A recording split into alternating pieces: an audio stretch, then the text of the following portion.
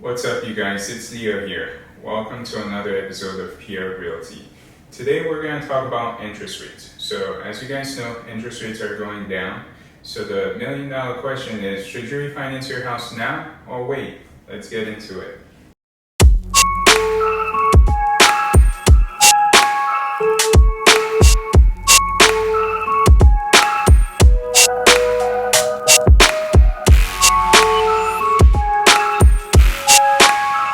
So last week, the chairman of the Federal Reserve, Jerome Powell, they had a meeting, the Jackson Hole meeting. Pretty much what he said was, the time has come, and I quote verbatim, the time has come for us to have a change in policy. And so historically, the policy in the last couple of years has been quantitative tightening, meaning they've been increasing interest rates to combat inflation. So now, inflation is down to a level they're comfortable with, right around 3%. And so they want to lower interest rate. And we can talk about why they want to lower interest rate, higher interest rate, more difficult for businesses to borrow money, to hire people, for the economy to function in general. And so they don't want to crash the economy, so they want to lower interest rate. So what does that mean for the real estate market? So that means it's going to be cheaper to finance a house, one. Two, if you have a high interest rate on your home, you're going to have the opportunity to refinance your house into a lower interest rate, which effectively lowers your mortgage. But should you do it now or should you wait? Well, let's go through an example. So if we pull up the interest rate Mortgage News Daily app, there's an interest rate calculator. And right in this calculator here, let's look at it together. This is one specific example that I was going through. I had 2.25% interest rate. Back in 2021, that was the case. We actually had 2.25 interest rate at that point. Some people got 2% on several deals. But let's change that. Oops, I put the wrong interest rate here. Let's go back and change that to 6.4%. Because as you can see, currently interest rates are about 6.4%. And in some cases, for 30-year mortgage, interest rates are below 6%. So here with this example, you could see the mortgage would be about $7,738 a month. Out of that, you can see very little is going towards principal, about $981. Most of it's going towards interest. So the reason why is because interest rate is amortized, as you know.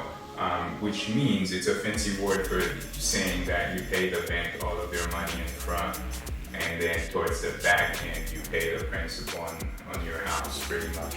So you can see, if we look at payments further out, right? Payment number 356, now we're only paying 174 in interest. Your mortgage is still the same, but the bulk of the funds are going towards your principal, and that's an amortization schedule. But a 6% interest rate, let's say on $1 million home, the math works out to 6% of 1 million divided by 12, which is about 60,000 divided by 12, and that's right around 5,000 a month. But you're paying most of it, like the first month in January, let's say you start in January, you pay a little bit higher, and then as the payments go on, it goes in a step down approach, an amortization schedule. So let's do a more realistic numbers here. An average home in the US is around 400,000, as we discussed before. And let's say 6.4% interest rate. You can see the APR is slightly higher than the set interest rate. This is another way the banks get us. They advertise a certain interest rate, but the APR is always slightly higher. So always calculate your numbers using the APR. So with this example, you can see same thing. At first, we were paying, very minimal principal, and then towards the end of the loan, we're paying a lot more principal because it's amortized. But our mortgage was $2,543.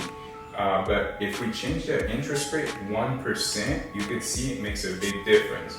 And this is exactly how big a difference. So we had our previous payment minus the new payment, so about $215 we're saving. If you get a 1% interest rate discount from 6.4 to 5.4, you're saving $250, $15 a month on that mortgage payment. Now, is that a good savings rate? Well, let's see. Your closing costs, let's say, cost you about $6,000 to close. That's something a lot of people don't know, but when you close on a mortgage, when you refinance a mortgage, you have to pay closing costs, right? So if you do the math, $215, right, divided by 6,000, so you're getting about 2.3 years before you make that money back. Okay, 2.3 years. My general rule of thumb is, in order for it to justify refinancing your house, you need to be sure you're going to be in the home for greater than 2 years. If you think there's any possibility that you're going to move out or switch jobs and need to sell the house, then it's pointless to spend the money to refinance and then having to move out. So first, make sure you're going to stay in the house for greater than 2 years. Second, make sure the total amount of money that you're going to spend to refinance the house, that the money you're saving on your mortgage monthly within 2 years will equal the amount that you are refinancing the house or more. All right, that means you're saving more than the cost of refinancing the house. So in this example, I would wait until the interest rate is below 5.4% because our number was 2.3 years. So you want that number below 2 years for me. And guys, like I said in all my videos, I'm not a financial advisor. I've been doing real estate for the past 10 years or so, and this is what works for me. So some people may agree, some may disagree, some may use a different method. But first, I would wait until I can get the refinance amount back, the cost of refinancing, within 2 years. The other thing to consider is how quickly are interest rates going down. If you refinance now, right, the Fed's just announced they're going to start cutting rates, right? You don't want to refinance every single year because what you have to keep in mind when you refinance, you're potentially extending the term of the mortgage. Meaning, if you lived in your house for 5 years and then you refinance, you're restructuring it and adding an extra 5 years, so you're getting back into a 30-year mortgage. Now you could choose to do a 15-year mortgage or a 10-year, and you could change it. Most people don't. Most people go with a 30-year mortgage, statistically speaking, with the plan of making extra payments, which rarely ever happens based on the statistics, but that's a different video. So let's recap. To refinance, make sure you're going to stay in the house at least 2 years, okay? 2, make sure your refinance cost, you can recuperate that from the savings on the mortgage payments within 2 years or less. 3, consider how long you're extending your mortgage, right? If you've been living in your house for 15 years, you have 15 years left to pay off the house, you may not want to refinance into another 30-year mortgage. You may want to refinance into a 15-year mortgage, which would give you an even lower interest rate. Typically, 15-year mortgages have lower interest rates than 30-year mortgages. So those are my 3 tips. One more thing to consider, a lot of people use their house as a bank, as a piggy bank, right? And the price of the home, let's say they buy it for $200,000, the price goes to $250,000, regardless of interest rate. They refinance, they take out, 20, 30 grand, maybe pay some credit card debts they have, extend out the loan, and then they keep doing that regardless of the rates. Their payments, maybe it's higher, maybe it's lower. And then what happens in 2 years when they refinance again? Guess what? They have credit card debts again, so then they refinance the house, take out money. So it becomes a really bad, this is how people lose their homes. It becomes a really bad habit where you're constantly pulling funds from the house to fix your bad habits on the side. And eventually, if they lose their jobs or if the real estate market crashes or both happens, you have a house that you bought for $200, you owe $400, and now maybe it's worth $150. So that's a house the bank ends up taking back. So I wouldn't advise doing that. I would rarely ever advise taking equity from your house unless you're investing it in something else. For example, You have a house that has 100 grand of equity into it.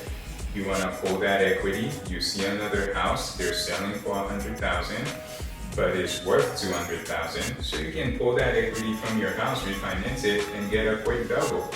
If that's what you're doing, then yes, just be sure that your plan is going to work out. But in general, I would advise just keeping the equity into your home and trying to pay it off, and also trying to get the lowest interest rate possible. And as we all know, interest rate eats into your pockets pretty much. The more interest rates you're paying everywhere, whether it's your credit cards, your house, your mortgage, your car payment, those are funds that you are losing, right? You never get those funds back. If you operate out of a business, you can claim them as business expense, but you're spending 80 cents to save 20 cents. So that's a different conversation. Right, but I digress. Anyways, guys, these are a few things to consider if you decide to refinance your house. I personally would wait a little bit longer, and I am waiting a lot longer to see how low the interest rates can go.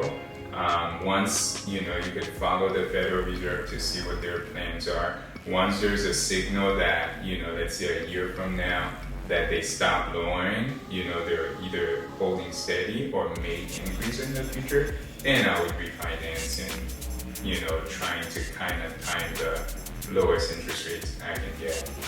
Anyways, guys, if you got any sort of value out of this video, please like, comment, subscribe, and share the video, okay? It's been a pleasure. See you guys next time.